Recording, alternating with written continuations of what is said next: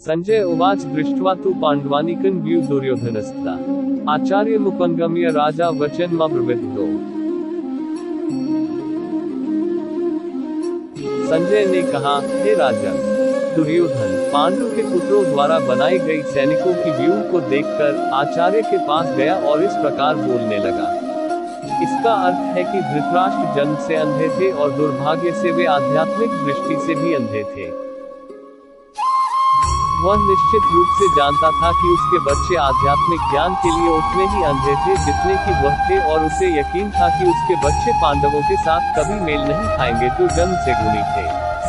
हालांकि उन्हें धर्मस्थल के प्रभाव के बारे में संदेह था। संजय धृतराष्ट्र द्वारा युद्ध के मैदान की स्थिति के बारे में सोच समझकर पूछे गए सवालों को भांप सकते थे, इसलिए उसे परेशान व्याकुल राजा को प्रोत्साहित करना पड़ा, और इसलिए उसने राजा को आश्वासन दिया कि उसके बेटे पवित्र धर्मक्षेत्र के प्रभाव में समझौता नहीं करेंगे।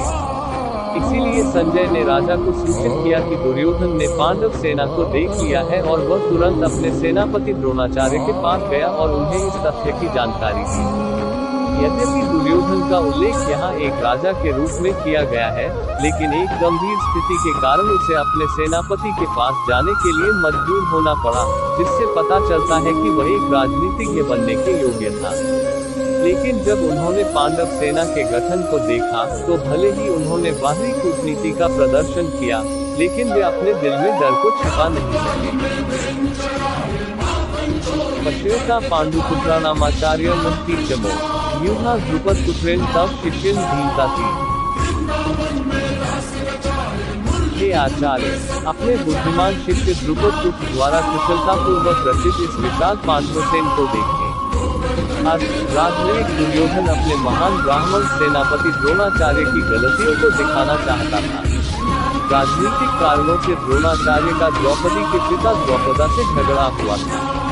इस झगड़े के परिणाम स्वरूप द्रुपद ने एक महान यज्ञ किया, जिससे उन्हें एक पुत्र मिला जो द्रोणाचार्य को मार सकता था। द्रोणाचार्य इस बात से पूरी तरह वाकिफ थे, और फिर भी एक उदार ब्राह्मण के रूप में उन्होंने द्रुपद के पुत्र धृष्टद्युम्न, जिन्हें उन्हें सैन्य प्रशिक्षण के लिए सौंपा गया था, को उनकी सभी मार्शल आर्ट सिखाने में संकोच नहीं किया। अब कुरुक्षेत्र के युद्ध के मैदान में धृष्टद्युम्न ने पांडवों का साथ दिया। उन्होंने द्रोणाचार्य से प्राप्त युद्ध कला के अनुसार पांडवों की सेना का गठन किया था। दुर्योधन ने द्रोणाचार्य को ये गलती बताई, जिन्हें लड़ते समय बिना किसी समझौते के सतर्क रहना चाहिए। इसके द्वारा वह ये भी दिखाना चाहता था कि द्रोणाचार्य के प्रिय शिष्य होने के नाते पांडवों को उनके खिलाफ लड़ने में कोई नरमी नहीं दिखानी चाहिए। अर्जुन विशेष रूप से उनका सबसे बुद्धिमान और सबसे प्रिय शिष्य था। ऐसी सज्जनता ही युद्ध में पराजय का कारण है। दुर्योधन ने चेतावनी भी दी कि ऐसा हो सकता है। अथ शूरा महेश्वासा भीमार्जुनस्मा युयुधनो विराटश्च द्रुपदश्च महारथश्च। यहाँ इस सेना में भीम और अर्जुन के साथ वीर और महान धनुर्धर हैं। साथ ही युयुधन, विराट और द्रुपद जैसे महान योद्धा भी हैं। तात्पर्य, धृष्टद्युम्न द्रोणाचार्य की शक्तिशाली और कुशल युद्ध कलाओं के लिए बहुत अधिक बाधा नहीं था, लेकिन कई अन्य योद्धाओं से डरना चाहिए था।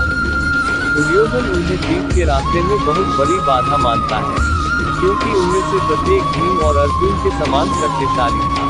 वह भीम और अर्जुन की शक्ति से पूरी तरह वाकिफ थे, इसलिए उन्होंने दूसरों की तुलना उनसे की। धृष्टकेतुश्चेकितानः काशीराजश्च वीर्यवान् पुरुजित प्रतिभोज्य शैब्यश्च नरकोन्वः पांच। श्रेष्ठ, वीर और बलवान धृष्टकेतु, चेकितान, काशीराज, पुरुजित थे। कुंतीभोज और शैब्य जैसे योद्धा हैं। युधामयुश्च विक्रांत उत्तमौजाश्च वीर्यवान् सौभद्रो द्रौपदेयाश्च सर्वैव महारथाश्च। शक्तिशाली युधामयु, अत्यंत शक्तिशाली उत्तमौजा, सुभद्रपुत्र और द्रौपदी के पुत्र हैं। ये सभी योद्धा महारथी सेनानी हैं। अस्मास्तु विशिष्टा ये तान्यवो द्विजोतम। नायिका मम सैन्यस्य संज्ञात तानरवीमी ते साथ। हे ब्राह्मण श्रेष्ठ, आपकी जानकारी के लिए मैं आपको उन जनरलों के बारे में बता दूं जो मेरी सेना का नेतृत्व करने के लिए विशेष रूप से योग्य हैं।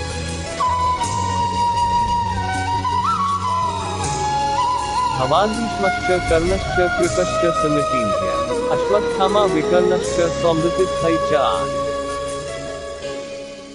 यहाँ हम स्वयं भीष्म, कर्ण, कृपा, अश्वत्थामा, विकर्ण और भूरिश्रवा नामक सोमदत्त के पुत्र योद्धा हैं जो युद्ध में हमेशा विजयी होते हैं। तात्पर्य, दुर्योधन असाधारण योद्धाओं का उल्लेख करता है क्योंकि ये सभी योद्धा अपराजित हैं। विकर्ण दुर्योधन का भाई है, अश्वत्थामा द्रोणाचार्य का पुत्र है और सौमदत्त या भूरिश्रवा बाहली के राजा का पुत्र है। कर्ण अर्जुन का भाई है क्योंकि वह राजा पांडु से विवाह से पहले कुंती से पैदा हुआ था। कृपाचार्य की जुड़वा बहन का विवाह द्रोणाचार्य से हुआ था। अन्ये च बहवः शूरा मदर्थे त्यक्तजीविता नाना शस्त्र प्रेरणा सवे युद्ध शारदाः।